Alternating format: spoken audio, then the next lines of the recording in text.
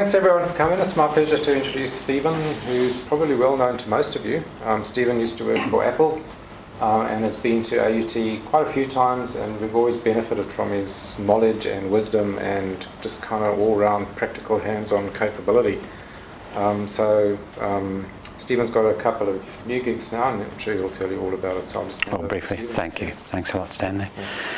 Yeah, maybe a lot of you don't know me because I was, as Apple, it was all about mobile learning and so on, but today I'm keen on talking about this solution. So just a bit of background and a disclaimer, I guess. I wear two hats. One hat is I consult around the stuff I used to do. So anyone who's heard me talk about mobile learning and so on, I still do that. And the other hat is a solution I actually had spoken about when I wore that hat, having worked for Apple for a million years, which is LiftUpp, an assessment tool from University of Liverpool. So when I was last year after leaving Apple, I was based in Europe, and I went and met these guys, and they suggested it might be nice if I could talk about their product in the northern hemisphere, southern hemisphere, I forget where I am. So I've got a 50% role with them nowadays. So I wear two hats, and on that note, on the whiteboard, you'll see a URL for LiftUpp. So there's piles of information on their website, and also a link to my website that actually has links at the bottom of the page, footer of each page, to all of the research I'll cite, a lot of the videos I'll cite, and then some. So let's get stuck into it and look at some of the background. Now, who here is from the e-learning turf? I mean, that's your base. Yeah, most, as I expected.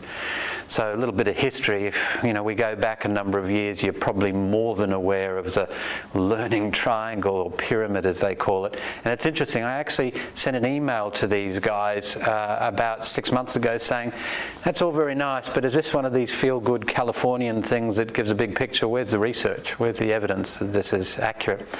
And they actually couldn't locate the 1960s research, but we're more than happy to still support the broad brush approach that active learning has a better impact than passive learning. They're not necessarily tied to these percentages because they can't find the original research to support it, but they most certainly believe that doing and teaching, that active learning is going to lead to more effective learning. So that's one that I think is really common sense. In fact, it really is very close to what many of you would have heard, which was, again, it does pay to be skeptical and ask these things. It turns out Confucius, or Master Kong, or Kong Si, as the Chinese would typically say, Kong Fu Tzu, never actually said this. In fact, one of the Confucian scholars that followed him did, when he said, we got any Chinese scholars here? Well, I'll translate it then, thank God for that. Essentially the same thing. And I think that's a really good commonsensical approach to knowledge acquisition and to building competency. But let's look at students. I often cite this report, the ECAR study. Look, ECAR is the largest e-learning group. Some of you have been to their conferences in the States. 20,000 people typically turn up at this. It is the educational technologists' mecca, essentially. And their study each year, the ECAR study, indicates some really interesting trends we have to be aware of. 63% of students globally, so they're now questioning other institutions, close to 200 institutions. 63% of students are turning up with 3 or more devices on the university Wi-Fi nowadays. Huge impact for IT folks, but also an opportunity for e-learning folks. The other report I've cited year after year, thank God I'm updating each year, however, is the Horizon report. So the Horizon report uses a Delphi research methodology. 40 or so academics get together, and gurus in the e-learning space, vocational ed as well nowadays, review the literature and look at what's on the horizon for higher education technology. And some of their trends are worth looking at, so we'll do that very briefly. They think blended learning is very much here and now, so it's a short-term trend, leaning towards mid-term 3 to 4. Some institutions embraced this long ago. Some institutions are using blended learning. Some institutions are using technology to trigger blended learning. That's certainly an interesting trend. If we look at the technologies that are involved, flipped classroom, let's play buzzword bingo here. Flipped classroom is an important concept. Adaptive learning technologies, these are the trends that are happening out here. So reality check, are they happening? There are some disciplines who are embracing technology really quite strongly. And if I take a snapshot globally in health, who's from health? I'm hoping there's someone from allied health. No? Oh, that's interesting. There are a number of folks in nursing, medicine, allied health, etc., who are embracing mobile learning. Nian Polytech, for example, written 5 or 6 apps there in Singapore doing some really good stuff. Rangsit University in Bangkok, some really good stuff. And some of these guys like UC Irvine, every med student has an iPad. Same deal at Manchester, same deal at Harvard. I'm going to focus on what's going on in Liverpool. So I had the pleasure of last month of spending a week there with the dental educators and with the LiftUpp team. LiftUpp grew out of work from dentistry at Liverpool. 7 years ago they started developing the solution. It's now a spin-off company, but they're still based there in the dental research building and work with academic staff as well.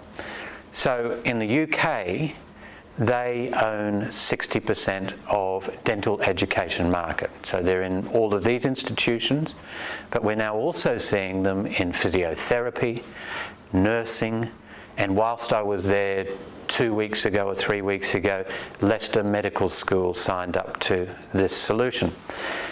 And I went in with the mindset thinking it's all about health sciences. However, when I was at Auckland University yesterday, 2 folks from education said, hang on, we send teachers on practicums that we have to assess. Your tool will work offline. Let's have a look at that. So let's not be too myopic in our vision. This can work anywhere. Now, it's not necessarily the students who use the mobile technology in this case. This is a tool for measuring performance, competencies, and development. I'm not going to call it an assessment tool, nor am I going to say that it's the technology that's changed the world. It's all about that human element. In fact, in medical education and health science education, for many years, in fact 106 years ago, the founder of modern medicine, Sir William Osler, in lectures to Oxford University, he's a guy went from Canada, set up Brigham's Young Hospital, moved to Oxford as Professor of Medicine. And he said in his text then that it's all about this mentoring position. It's all about being part of the learning process. And that's reinforced by an academic who was across the road for many years, John Hattie. Professor Hattie was at Auckland, he's now at Melbourne Graduate School. And he basically reflected those words from 106 years ago, that there's that personal element that's really important. So the tool in a blended learning situation enhancing student achievement. There's certainly a lot of research around blended learning and its impact, but more importantly, if we go back to that pyramid of learning, active learning. Buzzword number 3, deliberate practice in the clinical turf, very important. So this paper and the proceeds of the National Academy of Sciences, for example, a few years back, looked at physics students and engineering, which had a huge failure rate. And they started to use active learning methodologies and pedagogies. Summary of the paper, I like to summarize it in one sentence. Out of 100 students, they found that with lectures only, 34 students would fail. When you involve active learning, 22. So that's significantly, statistically significant. And British Columbia reinforced the same stuff in their paper. I won't go over the results here, but control group, blue, experimental group who had material and lectures, performance on the right, increase. Same deal. Clinical skills, it's of course not going to ever be replaced by technology, although simulation is very important in that turf. You'll come across nursing, medical, dental students using simulation, or OSCEs as they call them.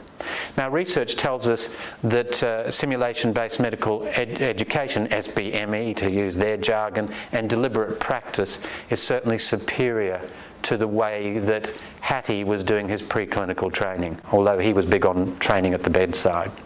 Measuring learning and using technology is what I want to focus on. Now in the UK, the Joint Information Systems Committee, or JISC, is kind of the equivalent of EDUCAURS, but actually more teaching and learning focused. So it's equivalent to Ascolite in Australia, I'd say, or HERDSA perhaps. They're a group who focus very much on learning. Let's hear from them in a recent meeting about feedback and students. Mostly assessment takes place at module level in UK universities, and that's a problem because modules can fragment student learning. But one of the particular issues I saw when I was looking at assessment of feedback was they had the feedback, it stops.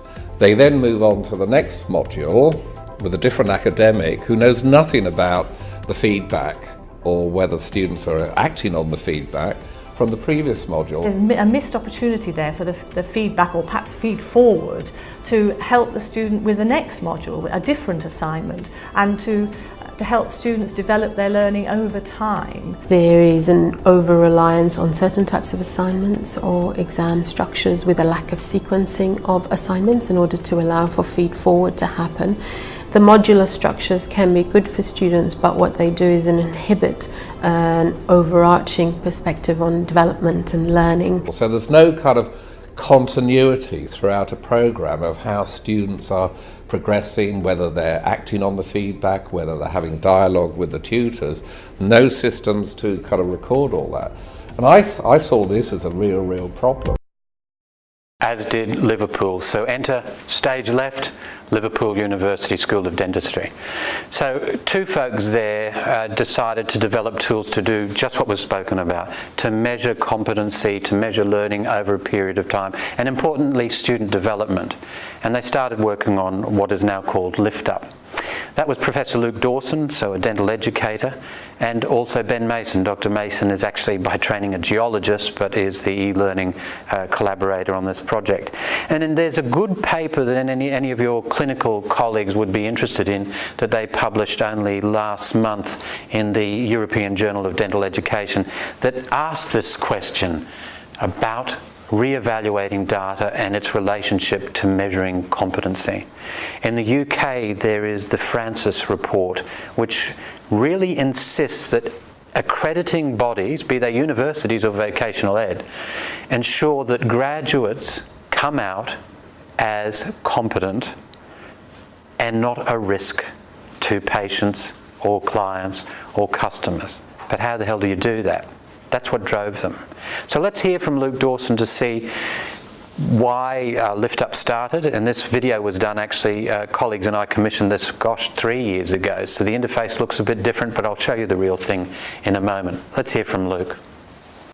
My position in the school is that I am the Director of Education, or in this country would be referred to as the BDS Programme Director. The creation of the app was interesting because when we first designed LiftUpp, it was designed around pedagogy and it was designed around a paper-based system because mobile devices didn't exist when we first did it.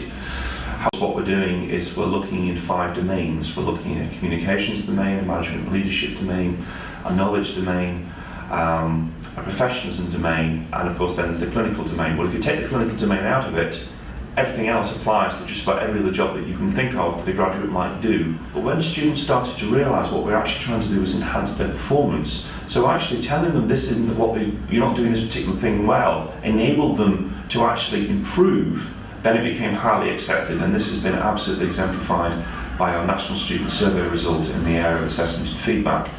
In the UK, there's a National Student Survey. The areas of assessment and feedback are always rather intractable to change. However, since the introduction of LiftUpp, we've improved by 40% in those areas, and in fact that has propelled the dental school in Liverpool from one of the lowest ranked schools in England to the top ranked school in England. So that's a big factor, taking it from one of the lowest ranked schools to the highest ranked school. And you notice he spoke about different domains. It's not about assessing their knowledge, it's not about exams, it's about making observations in the student in different domains, professionalism and so on. Knowledge is certainly there, clinical skills is still there, but how they interact with nursing staff in their case, how they interact with patients. These are all aspects that are measured. So for them, the drivers for change are outlined here, and I needn't really read all of them. Some of them may not be as relevant, like attendance data, but for international students in the UK, it is important, given some scholarships, to measure attendance data. Good practice, get rid of paper, and this is an important one that I'll highlight at the end. How difficult it is to support decisions about fitness to practice. No one wants an engineer to graduate if they actually don't have the skills to build something that's going to stand up. I don't want a dentist in my mouth if they can't actually do what they're meant to be doing. Same goes for physicians, physiotherapists, nursing. You think about it. It could certainly be everywhere. It's about competence in this case. Knowledge, theoretical level, very important, but it's about competence. The Journal of the American Medical Association, JAMA, defines competence in these terms, and it does reiterate that daily practice is important.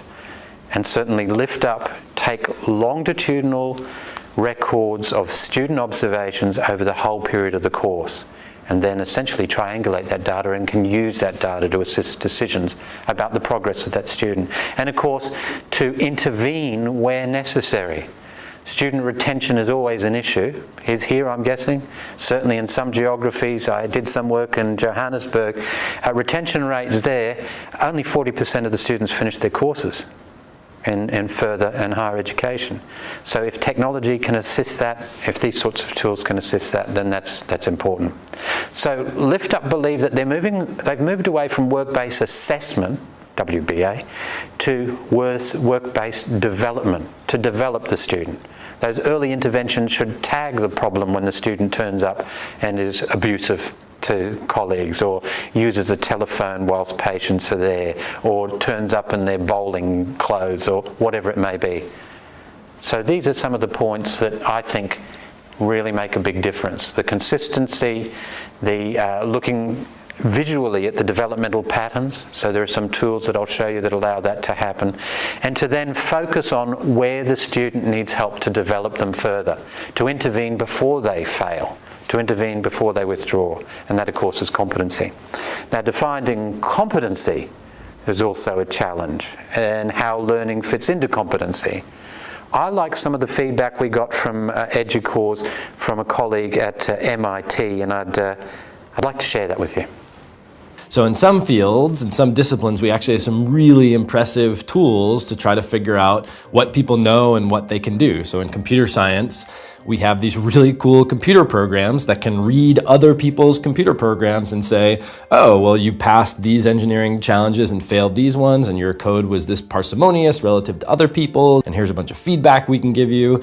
In other fields, particularly fields in the humanities and professions, we have much weaker tools for measuring learning. So just our ability to assess any kind of competence is one problem. But you think of learning as kind of multiple measures of competence strung together that you can associate with a particular experience. So ideally, we'd be able to say a person coming in could do this, and a person leaving could do this, and we're pretty sure that it was our course that created that growth. So you have to have new technologies for assessing learning. You have to be assessing people's learning at multiple time points. So that's some of the complexity in measuring learning. Assessing people's competency at various points. As I said, enter stage left, lift up. So the way that it's used, I had, as I said, the pleasure of being there for a week and spending a day with Luke Dawson as he taught 4th and 5th year students. The way it's used is, initially, students don't touch this device. The staff use this device to measure what's going on. They log in the clinic, and they go through adding each student that's there. They then essentially go through the forms that they select, and I'll show you this in progress, but it looks something like this. They don't need to measure every damn item, that would be ridiculous. But they go through, because it's a longitudinal study, there are so many data points, it gives a good enough picture. They go through and make comments if there are issues. Now these forms vary depending on the discipline. So the fact that they're in physiotherapy means they worked with the physio schools in Northern England to develop different forms. Leicester Med School, I said, had signed up only 4 weeks ago. They'll be working really closely with them to make sure that they have a bespoke solution. You go through and you measure away. You also use that to interact. And in a moment I'll show you how that works in real time. The student is involved because when I saw Luke Dawson do his thing, student came in, presented the medical history of the patient. Luke was great at saying, let's humanise this patient. It's not the patient, it's Mr. Johnson, so they did that. They discussed the patient, the medical history. Luke weeded out some of that history and, what drugs are they on? Oh, antidepressants, Professor. Which family of antidepressants? Student didn't know. Comment went in one of the fields, which would have been clinical knowledge. Made a comment. Would be good if you followed up by making a logbook of major drug groups and the impact on our discipline. Had a discussion. Well, what he's actually on is SSRIs. You'll be aware, and he turned to other students, impact is dry mouth. That's a big deal for dentists. So he weeded that out but made comments. At the end of it, he went to the clinic with the student, also made observations. After the clinic, I went in and had a chat, couldn't go to the clinic because of obviously ethical reasons and patient consent, but the students were happy for me to sit in on their interactions. He sat there and spoke about, why did you choose that instrument? We were doing root canal work, wouldn't the K567 be better than the K562? And they discussed that and made a grading. Students signed off on the iPad that they discussed it, that they understood, that was recorded. So that's done. So once that's done, the student can access the web-based solution. All the data sits on an SQL database on the cloud. Student can log in, staff can log in. Student can get a picture of how they're going, can even print an e-portfolio, can track how they're going and intervene where there are issues that are identified. Staff can also get in there and view data. So they can see that when we're talking about competency, it's a matter of predefining it, but they have 6 stages of competency. 1 and 2 certainly need direction, not up to scratch. That's okay for a first year, probably okay for a second year. 3 and 4, some direction needed, some help needed. They can do that extraction, but professor needs to be there to help them out. What we want when they graduate is 5 or 6. We want students who can independently meet the criteria that's expected by the accreditation bodies out there. So this is what the grading's all about. Now, just by looking at this, the student can get a picture, or the staff member, of where they're at. They know, for example, that there are a lot of issues, and they can click on those. I'll show you that to see what those issues are. They can essentially see their performance, but they can also put that into context. So LiftUpp will also record which material was used, what sort of procedures were done, and let's extend that to medical or physiotherapy. It might be deep tissue manipulation of the gluteus maximi, who knows what the hell it is. It could be patient demographics, and that's important for them. Now, there are other modules too that are worth mentioning. They have an exam builder. And of course the student doesn't touch this, but this is a way to review multiple choice questions amongst the peer group. If I just zoom in on that, you can see that they can decide to whether to recycle a question or to essentially retire a question. And they can then click a button to build that multiple choice question. So yes, they do measure knowledge as well, not only in the clinical setting, but other settings. Now here's where it gets interesting. Displaying their performance. And they do that visually. Yes, they've got a little graph happening as well. But here's student 1. And the performance threshold they're going to measure here is performance threshold 4. They should be okay with a bit of assistance to do whatever it is they do. Student 1, 2,651 observations from for the whole 5 years essentially, over the 5 years. Now, each of these markings, the grey markings, shows that there was an issue below the threshold. Let's have a look at student 2. 2,632 observations. You can zoom in. So you can zoom in just from the 9th 2014 to the 2nd 2015, because clearly, visually, I'm starting to have alarm bells happen about student 2. There are a lot of observations where they're below the threshold. So if we zoom in, I can already see that there's something going on here. Just that period, 734 observations from various academic staff, observations coming from the nursing assistants as well. And you can quantify that as well. So it's all about this longitudinal measurement. In fact, Jisk commented on this. You may have picked up buzzword 27 in one of the videos there. Feed forward, not feedback, feed forward. Getting an idea of where they're at, predicting. And they spoke about the importance to have longitudinal picture of a student's performance. I'll give you a second to read that.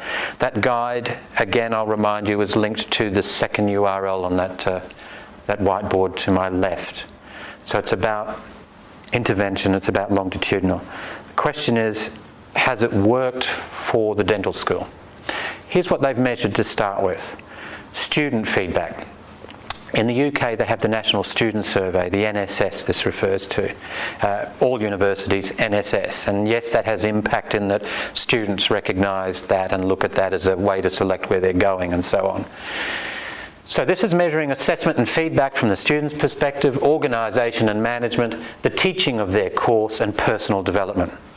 So when they started the project, Luke mentioned in his video that it started out as a paper-based project. It was about designing the process first, and even that had an impact on the student perception. It added a structure to the assessment of their development. But when they kicked in the electronic version, aka the LiftUpp app, they saw an interesting increase. And they've now gone through the whole 5 years of the dentistry course, and they've seen significant improvement in the student perception. Okay. So what? Does that really reflect the student's academic performance? Bottom left, the mean cohort score for the finals. Over that period of time, the answer is yes, it has impacted. Now, I asked the question before seeing this slide, but you've added a body of process and work. Does that get in the way of them doing stuff? Remembering our pseudo-Confucianist quote at the beginning, does it impact on doing? And the way the dentists measure their performance and doing is number of fillings. Number of fillings over the life of LiftUpp has increased significantly. So the answer is no. The students are actually doing more because they know that there's a process measuring their development, and they're trying to get a more holistic approach to their development. I also spoke about intervention and decision making about the student's career path and how they're going, for pass or fail. I'd like to share a story with you that Luke shared with me. They had a student who did okay academically. They were 4, 5, they were up there, they were fine. If it was just to do with academics, they'd pass. Their professionalism was in question. There was a lot of red coming up there highlighting their issues. Now that ranged from feedback from nursing staff saying rude, very poor interaction with patients, no bedside manner, or chairside manner in their case, dress sense, so that side of things. But also they could analyse the patients they saw. And the student was selecting patients that were easy to deal with in a very narrow spectrum of disorders and treatment. They found it really easy to do fillings in the upper left quadrant. That's the majority of their work. They were essentially fudging the books, which would have been hard to pick up any other way. They failed this student. And what would happen in New Zealand or Australia? Student would get a solicitor, turn up to the dean.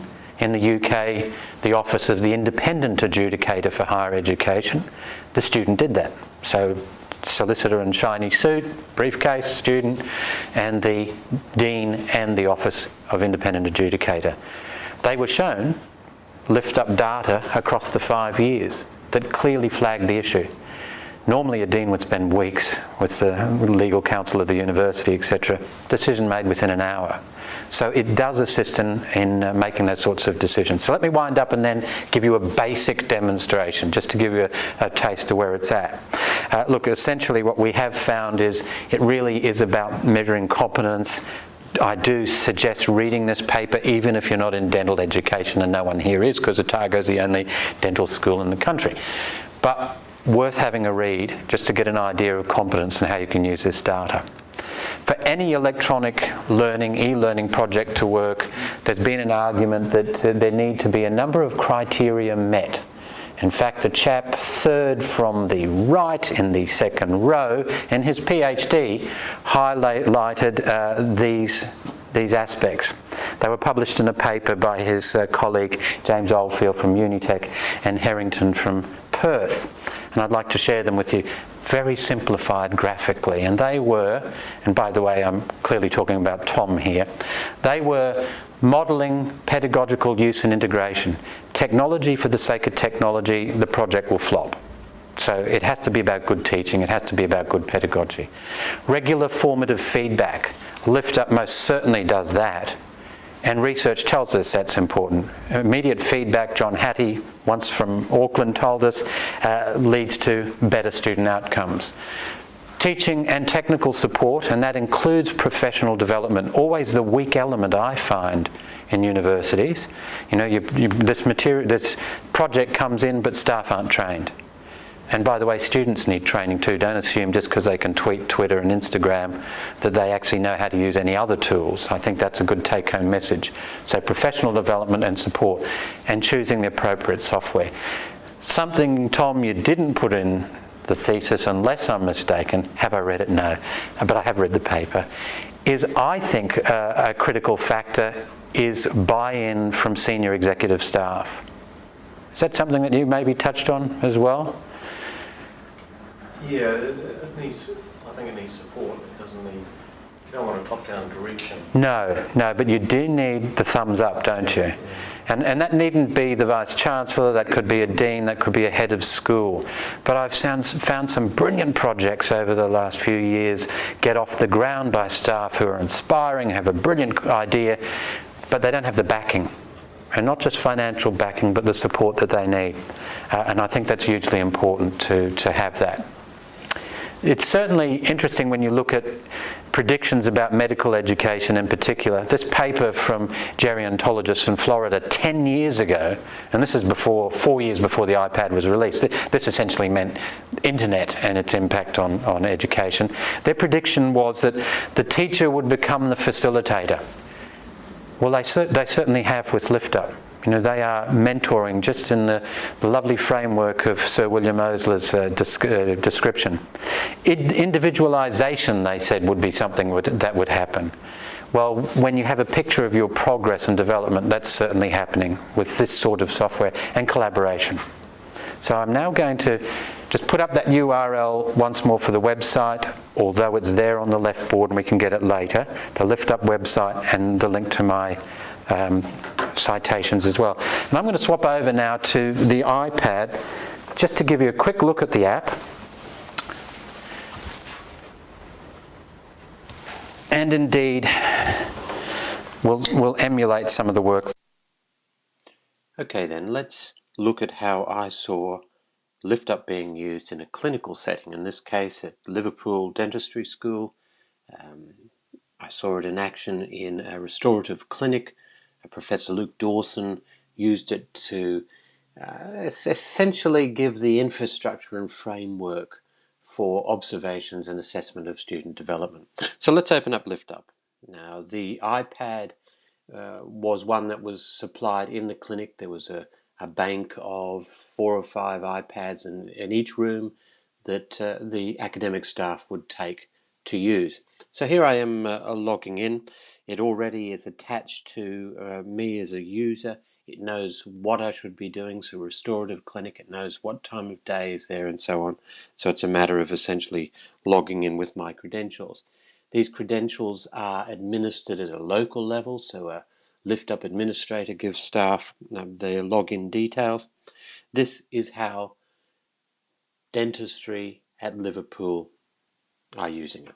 So of course, as a bespoke solution, the forms that I'm about to show you will be different for every academic discipline.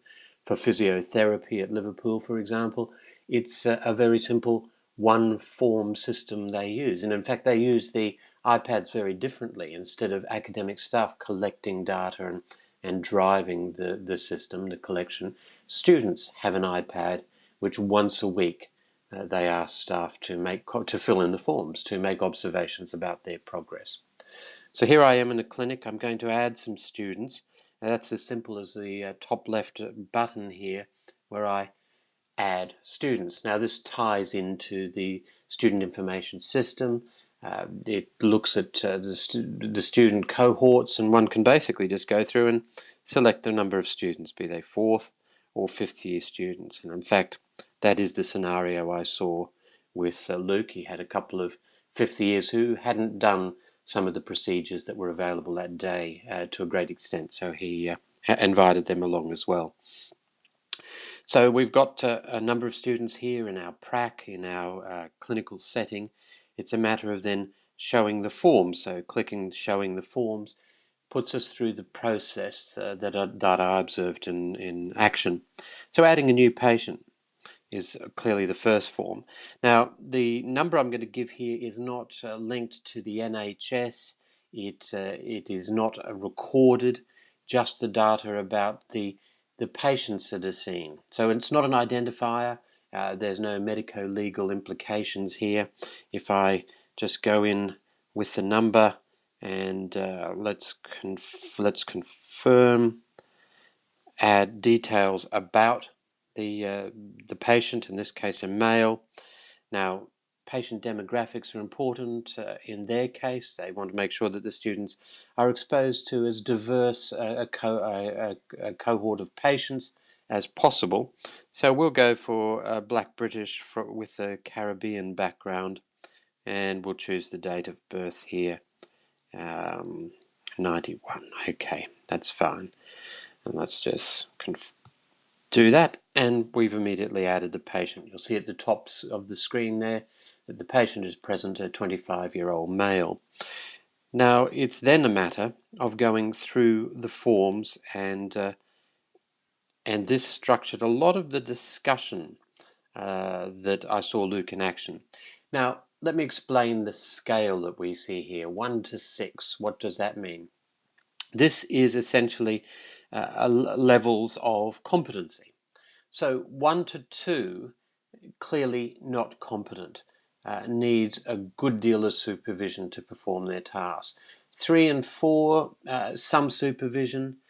Typically, by the way, the competency threshold is seen as 4, that the student can perform a task, is competent with some supervision. 5 and 6, they're essentially fit to practice. And let's remember that what drove a lot of this was a need to adhere to fitness to practice guidelines.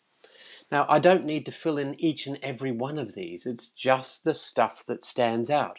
The stuff that stands out on a positive side or a negative side. It really is a matter of the staff member just to highlight the areas, because let's remember, this is longitudinal recording of data.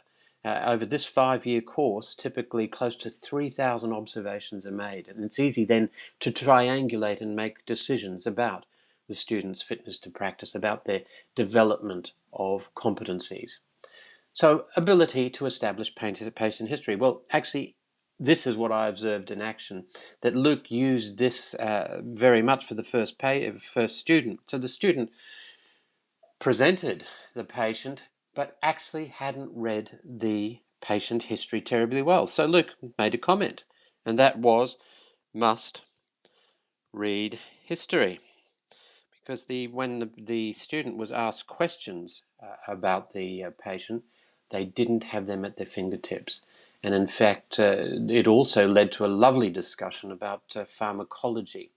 So the ability to understand the medical history. Next question was, what medications was the student on, that Luke asked this 4th year student. They didn't know.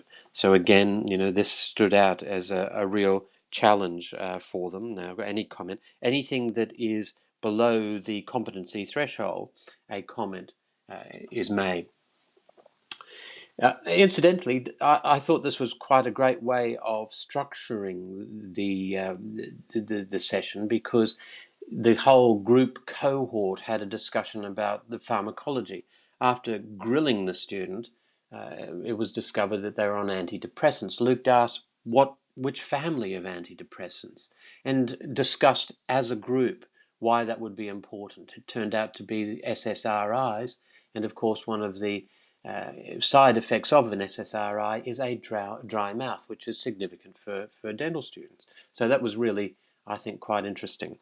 So they went through, and Luke was okay with examination, and the differential diagnosis was acceptable, and so on. Again, I reiterate that not every aspect needs to be filled in.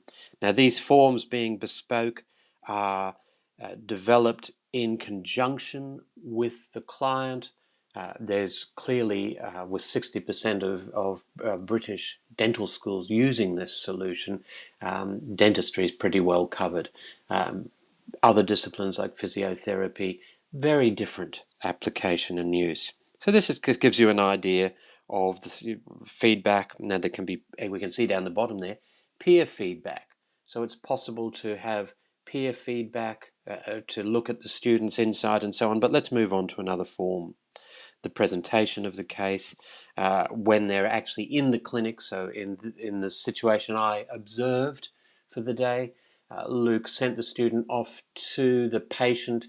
The nurse was prepping the patient. Luke went in and oversaw this restorative clinic. Now, obviously for consent reasons, I wasn't able to join in there.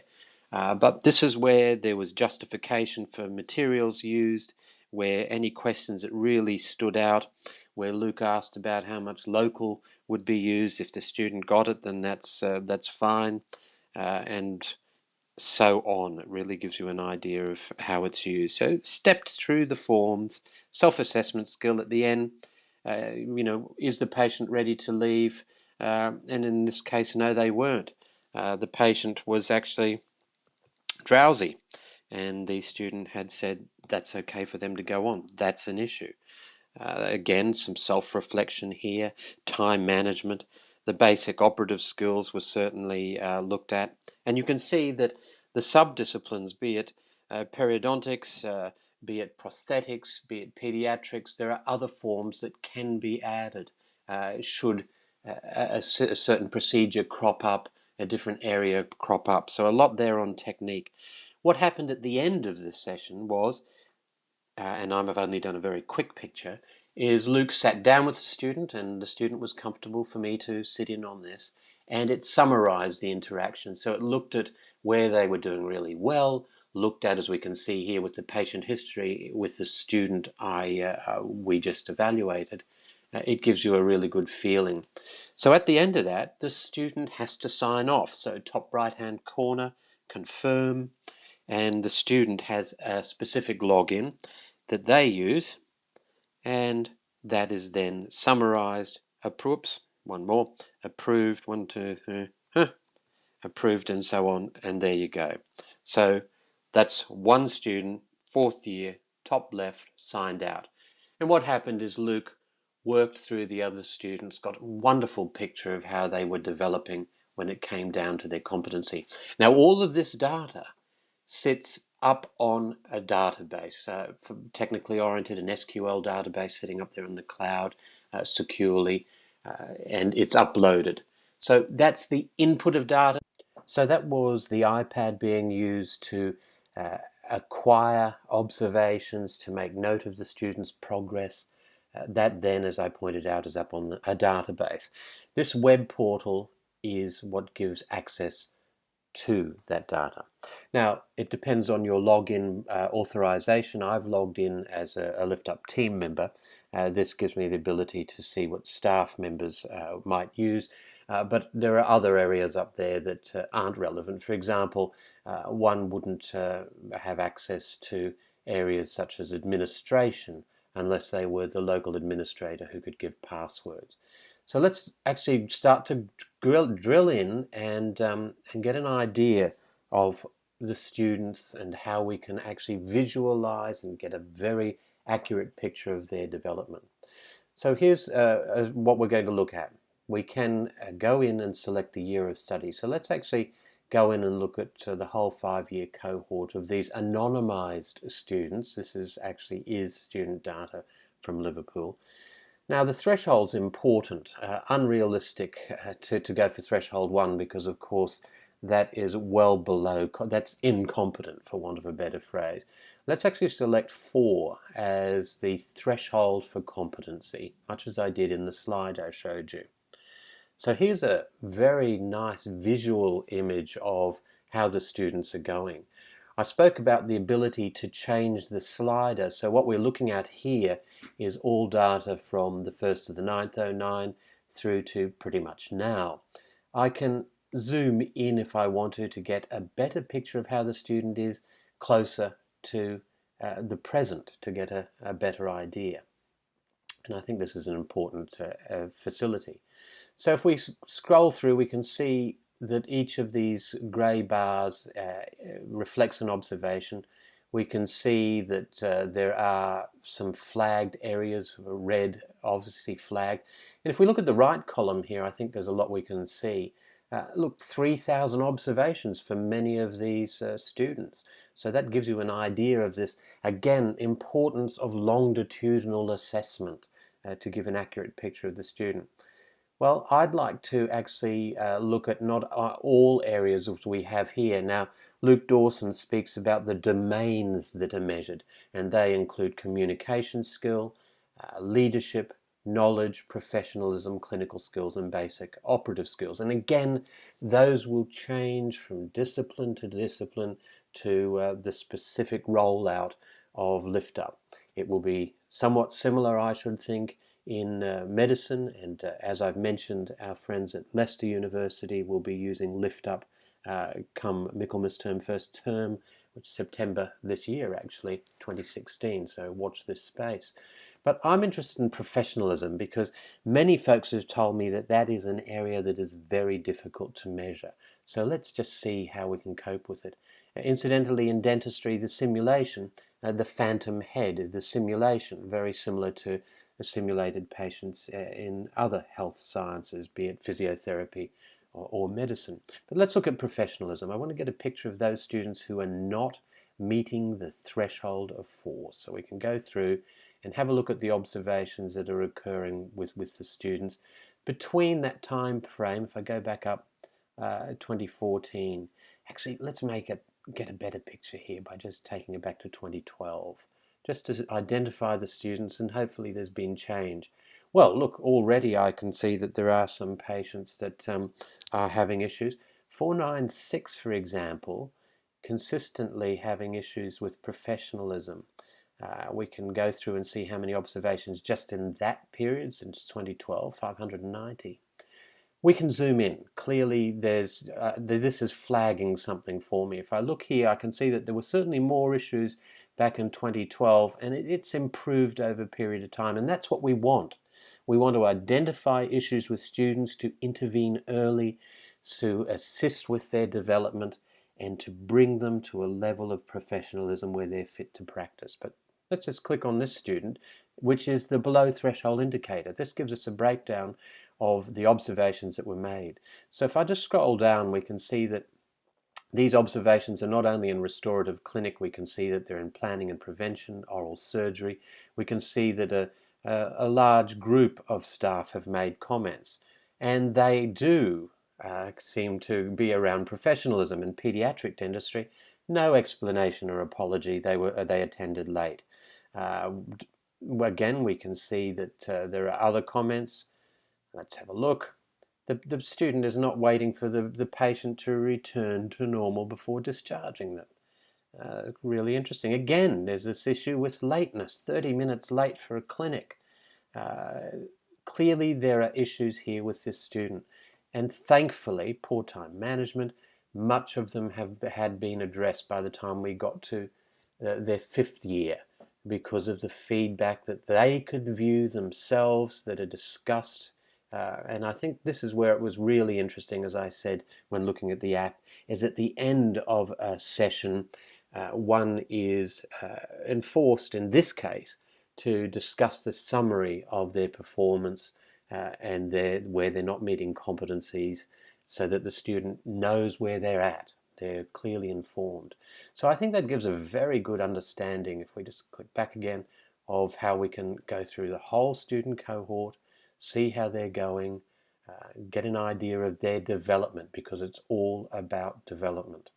Now, the other aspects that are modules of LiftUpp that one may or may not sign up for revolve around the ability to have questionnaires, to build assessment. Now, I've already shown you a slide looking at this where it puts us through the quality assurance cycle, to review questions, to retire questions that aren't appropriate, and so on. This is pretty much that assessment cycle that I'm speaking about. Not going to look at that today. Instead, I'm going to jump back to the main modules to get an idea of other areas that we can look at. So we can go in and look at the different domains, as I mentioned, and we could summarize all domains. So we just visually, I can see straight away those students that are having issues. But let's look at all, just to get a big picture of how they're going in all those separate domains. Observations again, 3,000. Good Lord, 5,000 in the case of this student. So it really depends on how but they're very little negative in their case. Gives you an idea again of the importance of that longitudinal study. And just the other aspect I want to show you is the ability for a student to look at their portfolio. So I can select years, I can select thresholds, I can select students. If a student logs in with their credentials, they see their performance and their performance only. So let's pull down that data from that SQL database sitting out there. Year 5 student. As a staff member, I can select the students. Was that student 496 from memory that was struggling with ideas? Why don't we have a look at their e-portfolio? And it does indeed highlight the issues that they're having. Warning bells here, early intervention. Now the student can save this as a PDF so they can take it with them when we're talking about employability. In this case, as a student, I'd be somewhat concerned because we can see all sorts of issues with record keeping, communication, and so on. So let's drill down. And again, this relates to that story I shared with you, the student who was performing academically competently, but clearly not in the areas of professionalism. And this sort of data certainly reinforces and makes decisions for fitness to practice for students much simpler for academic staff. So this breaks down as much information as you want broken down, a lot of it. It puts it into context for the students. All of the sub-disciplines are here, and we can see here that when we're getting a picture of the clinical skills, that all quadrants have been worked on pretty fairly when it comes to direct restorations with adults.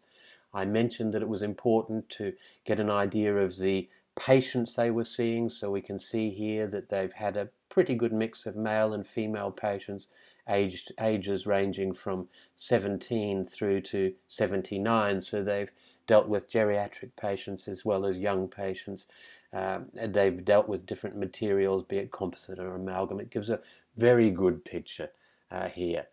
Indirect restoration with adults, we can see only quadrant 2's been dealt with. For those not familiar with dentistry, this is a graphic representation of the teeth, the quadrants and the teeth in question. This is a marvelous picture, and look, I'll just scroll through to give you an idea of just the amount of information, the snapshot of how the student is performing is available to students to give them a really holistic picture and an accurate picture of how they're going. Now look, hopefully that's given you enough of an idea of how one inputs data via the iPad and then can analyze and use that data via the web browser. So I'm going to leave it there. I'm hoping that's just planted a few seeds. And I was, as I said, with the Auckland folks, impressed that even though the presentation was around dental education, that there started to be questions, as there were today out at Unitec, around vocational ed or teaching education. Anywhere where competency needs to be measured, this tool, I think, has a lot of potential. And if there are further questions about, can it be integrated into our LMS? Are the APIs such that we can work in with other software? That's stuff that by all means bounce to me, and I'll talk to our colleagues in Liverpool. So thanks for your time. Hope that gave you an overview. Let's leave it at that. Cheers.